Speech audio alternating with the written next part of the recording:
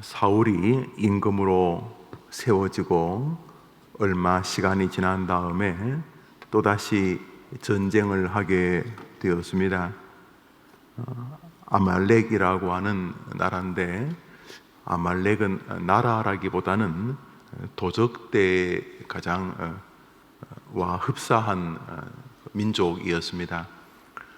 이스라엘이 출애굽할 때에 계속 이스라엘 후미를 때려서 사실 200만 명 가까이가 사막을 행진했으니 제일 앞에 선 그룹과 제일 뒤에 선 그룹 사이에는 일정한 거리가 있지 않겠습니까? 지도자 그룹들은 대부분 선두에 있었을 것이기 때문에 후미는 좀 몸이 약하신 분들, 어린아이들, 이제 막 아이를 낳은 세대 이런 사람들이 좀 있었을 것입니다. 그러니까 아말렉이 그 이스라엘 백성들의 출애굽 여정에 그 약해진 부분을 많이 공격을 했습니다. 성경에 보면 이 출애굽 과정 가운데 이스라엘이 아말렉과 싸운 장면이 굉장히 많이 나옵니다. 그 모세가 이렇게 산 위에서 이렇게 손을 들고 있으면 여호수아가 싸우던 군대가 이기고, 또 모세가 손을 내리면 이스라엘 백성이 전쟁을 지던 바로 그 이스라엘을 괴롭히던 나라, 바로 그 손들 사건의 그 상대가 아말렉이었죠. 그 이후로도 아말렉은 굉장히 오랫동안 이스라엘을 괴롭혔습니다. 그래서 하나님께서 이제 아말렉과 사울이 싸울 때에 하나님의 살아계심과 또 하나님께서 이스라엘의 주관자, 이스라엘의 신이 그 어떤 신보다도 뛰어난 여호와라는 사실과, 그리고 훗날 이스라엘 백성들의 안녕을 위해서 하나님은 다소 잔인해 보이지만 사울에게 아말렉과 싸울 때에 이번에는 아말렉의 모든 생명 있는 것을 멸하라, 이렇게 명령하셨습니다. 그러니까 이기게 해 주시겠다는 것이죠. 사울이 자신의 군대를 데리고 이제 아말렉과 싸우는데, 하나님의 역사와 또 명령이 있어서 전쟁은 아주 쉽게 끝이 났습니다. 아말렉의 지도자 임금이겠죠.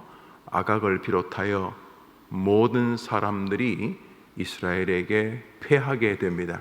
그래서 하나님께서 모든 생명 있는 것을 멸하라, 이렇게 말씀하셨는데, 사울이 예상외로 전쟁이 쉽게 끝나가지고 이거 할만한 싸움이네, 그래 생각을 한 듯 합니다. 그리고 또 자기 생각에 자기가 뛰어난 전술, 용병술, 전략이 있었기 때문에 이 전쟁은 굳이 하나님이 안 도와주셔도 우리가 충분히 할 수 있는 싸움이었다, 이런 생각이 아마 있었나 봅니다. 전쟁을 하고 그저 병들고 약한 것들은 다 죽였지만은 임금 아각을 비롯하여 금은보와 괜찮은 것들은 멸하라는 주님의 말씀을 순종하지 않게 됩니다. 그때 하나님이 사무엘을 보내서 하신 말씀 중에 하나가 순종이 제사보다 낫고 하는 저 말씀입니다. 그리고 저 후미에 뭐라고 하시냐면, 내가 너를 버렸다, 그 사울을 폐위시키는 장면입니다. 그리고 사울이 길보아산에서 스스로 이렇게 목숨을 끊는 그 과정까지 이제 사울의 생애가 하나님의 진노와 저주 아래 놓이게 됩니다. 하나님의 심판이죠.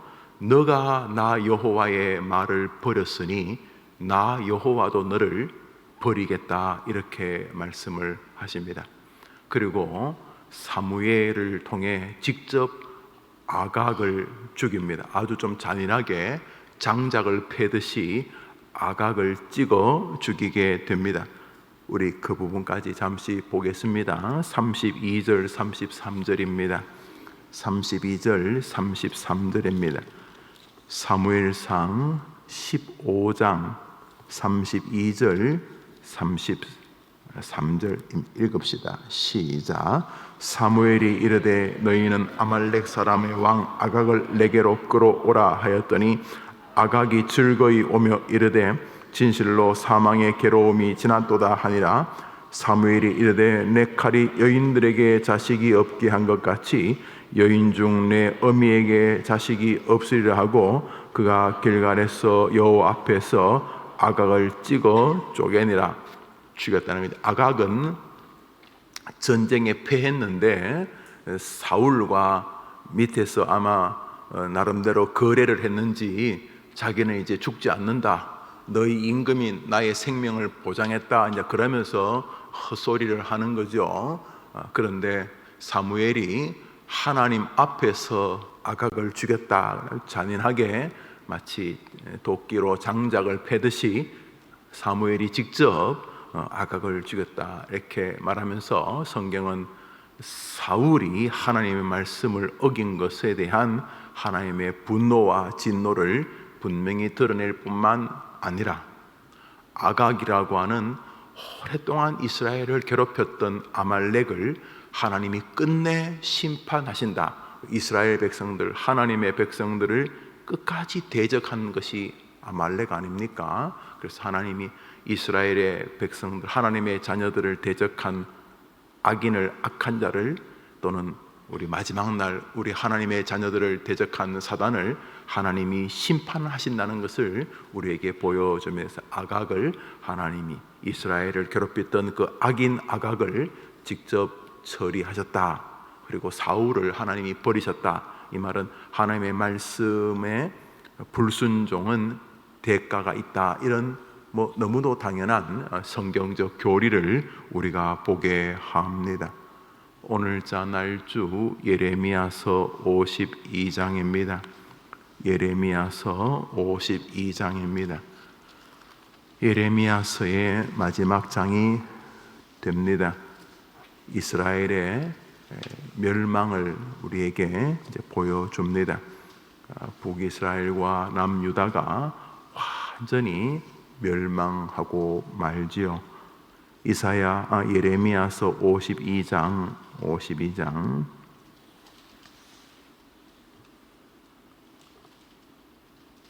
12절 13절 두 절을 읽겠습니다.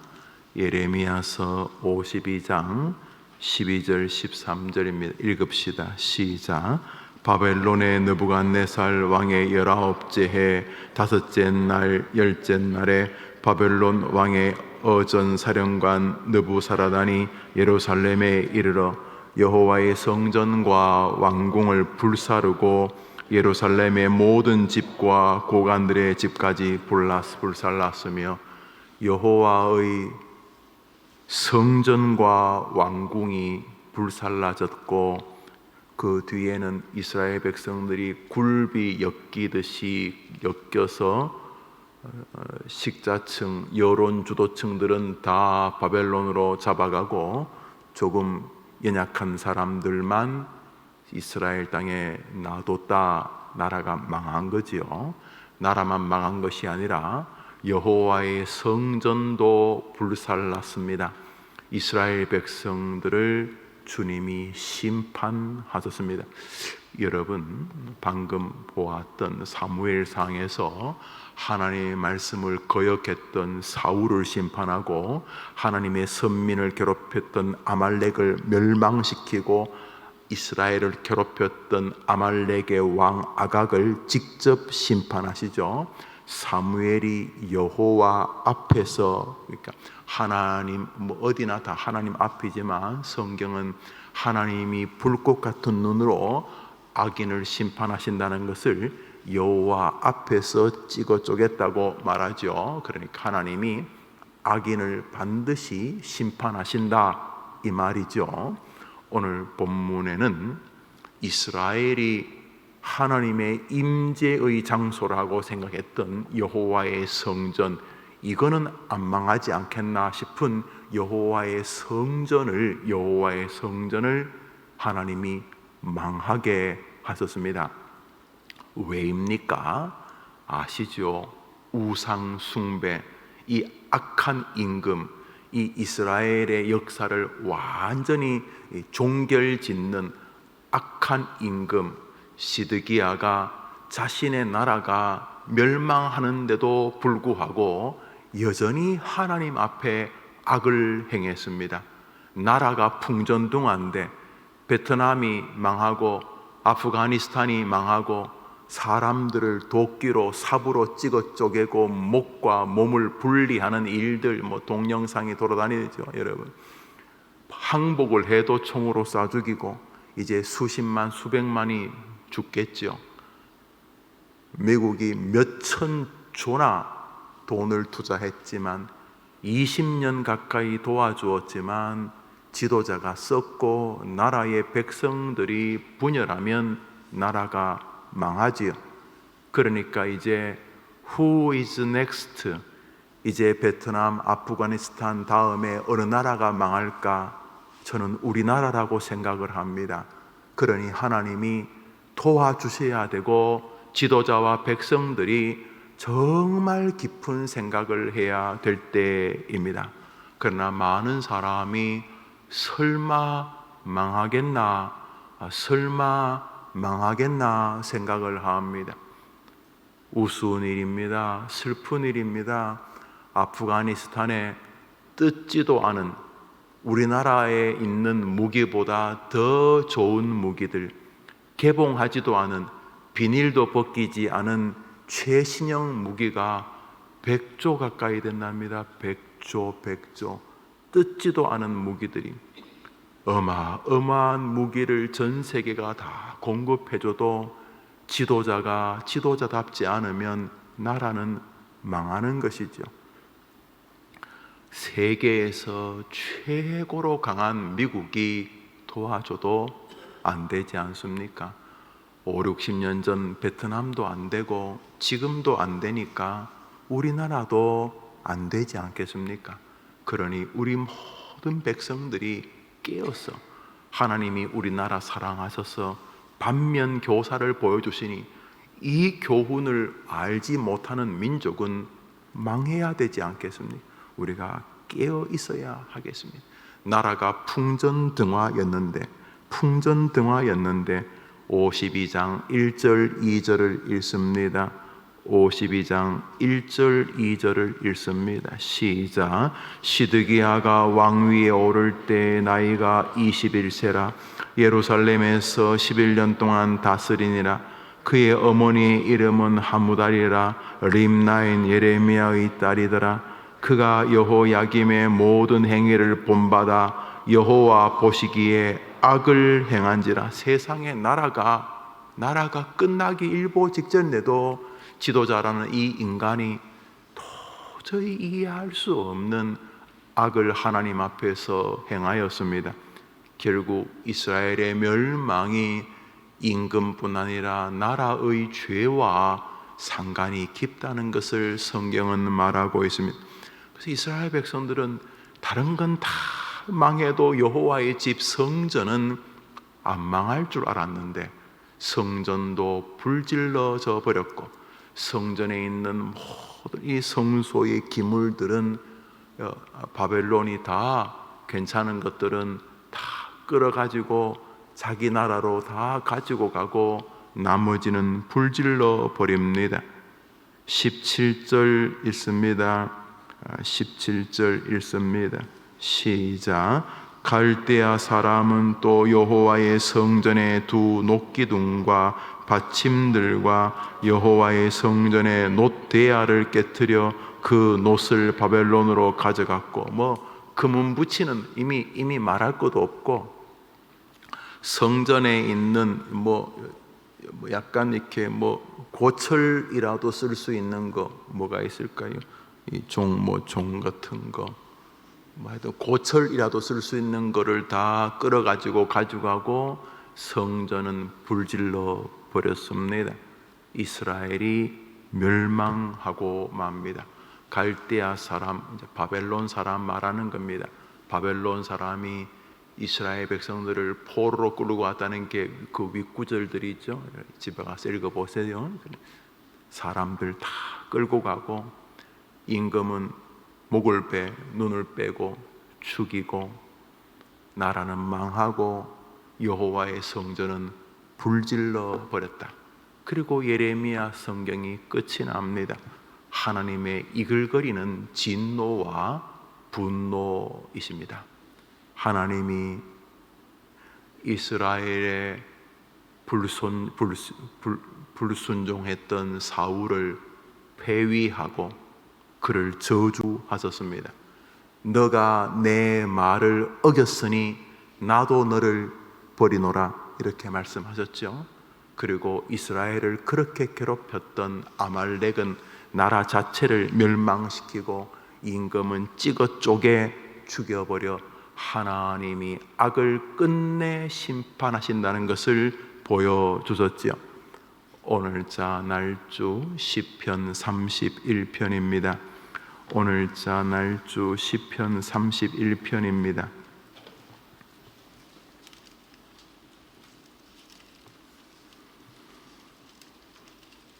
오늘자 날주 시편 31편입니다. 23절을 한 절 읽읍시다. 23절을 한 절 읽습니다. 읽읍시다. 시작. 너희 모든 성도들아 여호와를 사랑하라.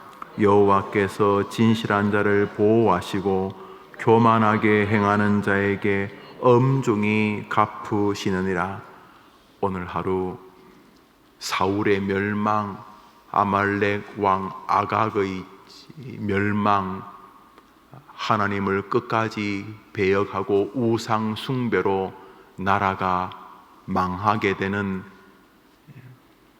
예레미야 52장의 하나님의 심판과 여러분이 상관이 없다 생각하지 않으셔야 할 것입니다.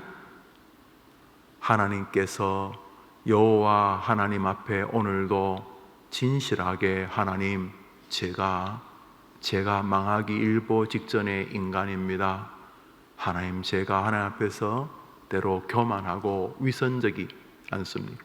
용서해 주십시오. 하나님, 오늘도 하나님이 도와주시면 감격과 감사, 아무것도 가진 것이 없어도 하나님이 함께 해 주시면 오늘 하루 내 생애 최고로 평안하고 감사하고 기뻐하고 소망 가운데 살 수 있겠지만, 오늘 하나님이 도와주시지 않으면 내 생애 최악의 날이 될 수밖에 없으니 오늘도 하나님 전능하신 주께서 저를 도와주시옵소서. 하나님, 내가 부족하지만 하나님을 사랑합니다 하면서 하나님 의존하고 사는 자는 하나님이 보호하시겠지만, 저 구절이죠.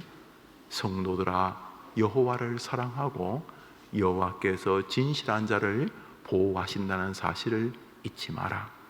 그러나 백성들아, 교만하게 행하는 자에게 엄중히 사울에게 그러셨던 것처럼, 아각에게 그랬던 것처럼, 이스라엘의 마지막 심판 때에 그러셨던 것처럼 엄중히 갚으시리라. 나라 전반에 교만이 흐르지 않습니까? 지도자를 비롯해서 내가 하면 다 된다 이렇게 생각을 하고 나라 전반에 이 흐르고 있는 이 교만함과 또 백성들 사이에 흐르고 있는 교만함과 자기 기분에 따라 다른 사람의 기분을 기꺼이 깔아뭉개는 언행, 말투, 또 대화 방법, 우리 시대가 동방예의지국이란 말이 정말 우리나라였나라고 생각할 만큼 방송이나 심지어 텔레비에 나와서 종일 의미 없는 우스갯소리를 하고 있는 그러한 코미디언 같이 사는 사람들도 말 가운데 비아냥, 냉소, 외모에 대한 폄하 같은 것이 웃음거리가 되고 있는 너무도 위험한 시대에 우리가 서 있으며, 나라 전반에 흐르는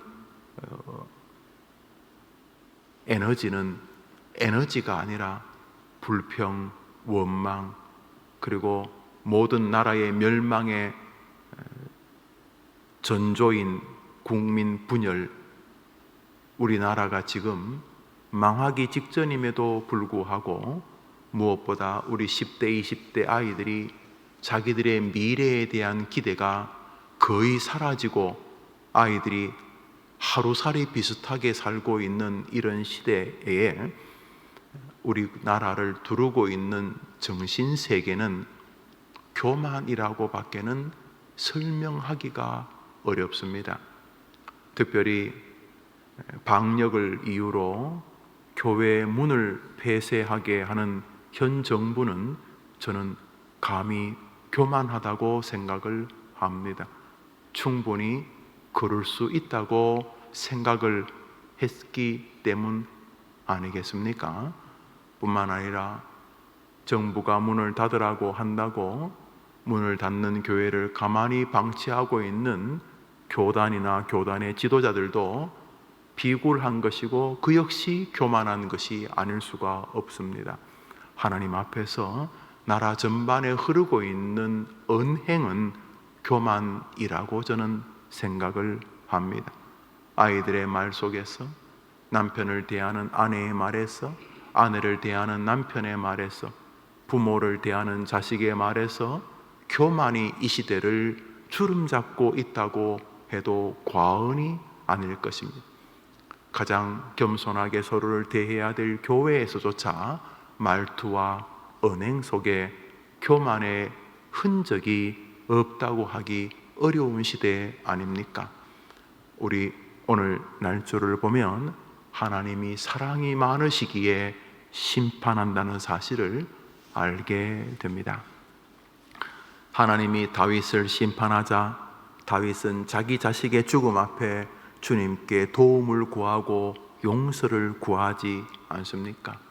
베드로, 주님을 부인하고 주님을 저주까지 했던 사람이 자신의 죄를 회개하고 주님께로 돌아왔을 때 역사상 가장 위대한 하나님의 종이 되지 않았습니까? 그러므로 심판이 있다는 것이 끝은 아닐 수 있다는 사실이 우리에게는 또한 소망이 됩니다.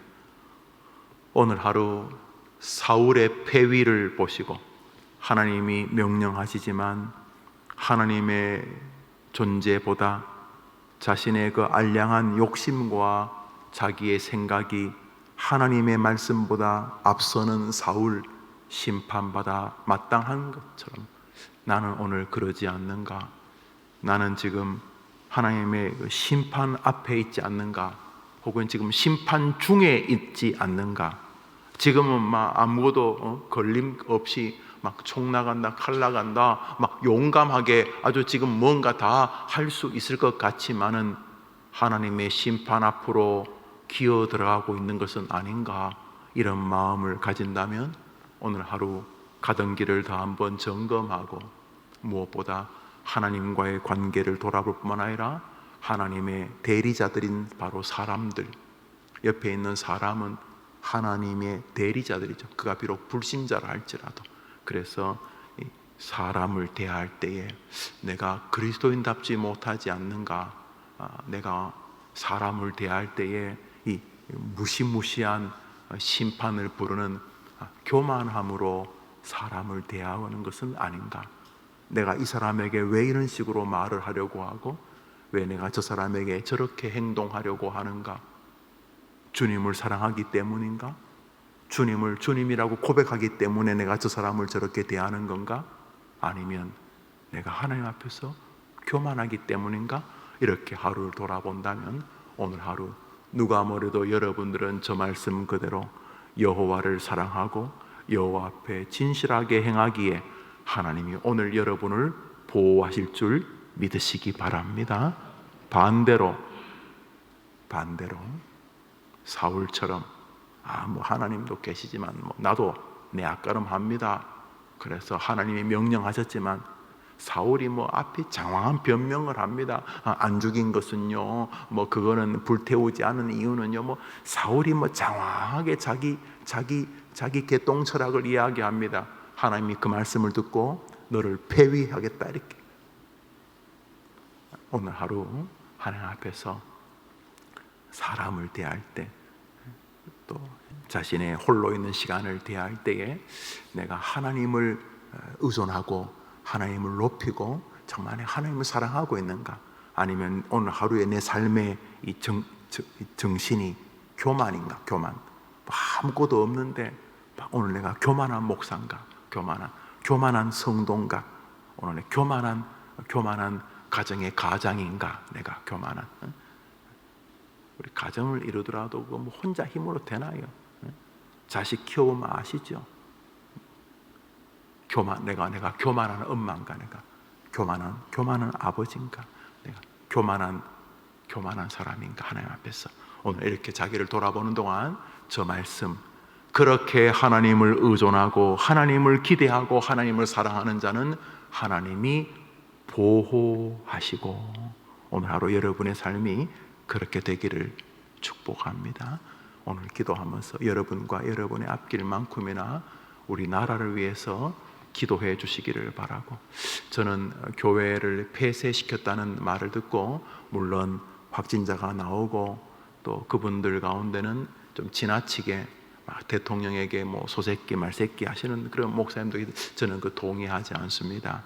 비록 아무리 뭐 속이 상하고 해도 그런 방식들은 옳은 방식이라고 생각하지는 않습니다. 그러나 이단 교회가 아니고 그 교회도 하나님이 주인이신데 함부로 예배당 문을 닫는 일들은 하나님이 결단코 그냥 보시리라고 저는 생각하지 않고, 동시에 저는 이런저런 이유로 예배당 문을 폐쇄당하고 예배를 드릴 수 없어서 밖으로 나가고 그 예배하는 분들이 결국 우리의 형제라고 생각을 해서 저는 교회 폐쇄를 아주 심각하게 보고 있습니다.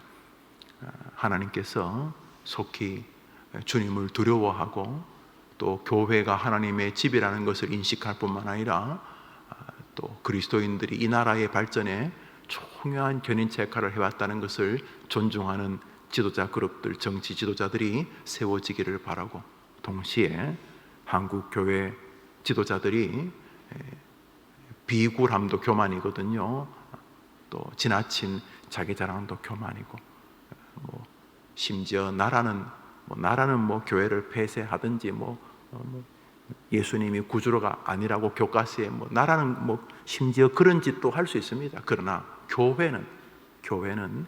교회가 가져야 될 올바른 생명 같은 진리가 있는데, 조국 교회가 바로 그 부분에서 너무 안타깝게 무너진 듯해서 나라 지도자만큼이나 교회 지도자들, 저도 예외가 아닙니다만 심히 부끄러운 시절이라고 생각을 합니다. 속히 우리 조국 교회가 교회로서 이 나라가 어려울 때 국민들의 정신을 끌어모아, 아시죠? 파고다 고관에 독립선언서 만들 때 33인 중에 절반 16명이 기독교인인 거 아시죠? 조국 교회 다시 진짜 기독교인들이 올바르게 자기 자리를 잘 세울 수 있도록 나라와 교회를 위해서도, 물론 여러분 개인의 심판에 대한 두려움을 놓고 기도도 하시지만 나라를 위해서도 또 이 시대 교회들을 위해서도 기도해 주시기를 바라고, 교회가 폐쇄되어서 예배를 드리지 못하는 교회가 서울 시내만 해도 한 30개쯤 되던데, 그런 교회들도 속히 예배 드릴 수 있도록, 그리고 인근 주변의 교회들이 교회 문을 열어서 방역 지침이 허락하는 범위 내에서 예배를 드릴 수 있도록, 또 문을 열어줄 수 있도록 그런 좋은 일들이 있게 되도록 그렇게 기도해 주시기를 바랍니다. 주님 가르친 기도로 예배를 마치고 오늘 자유롭게 기도하며 하루를 시작합시다. 하늘에 계신 우리 아버지여, 이름이 거룩히 여김을 받으시오. 나라의 마옵시며 뜻이 하늘에서 이룬 것 같이 땅에서도 이루어지이다. 오늘날 우리에게 일용할 양식을 주옵시고, 우리가 우리에게 죄 지은 자를 사하여 준 것 같이 우리 죄를 사하여 주옵시고, 우리를 시험에 들게 하지 마옵시고 다만 악에서 구하옵소서. 내게 나라와 권세와 영광이 아버지께 영원히 있사옵나이다. 아멘. 기도합시다.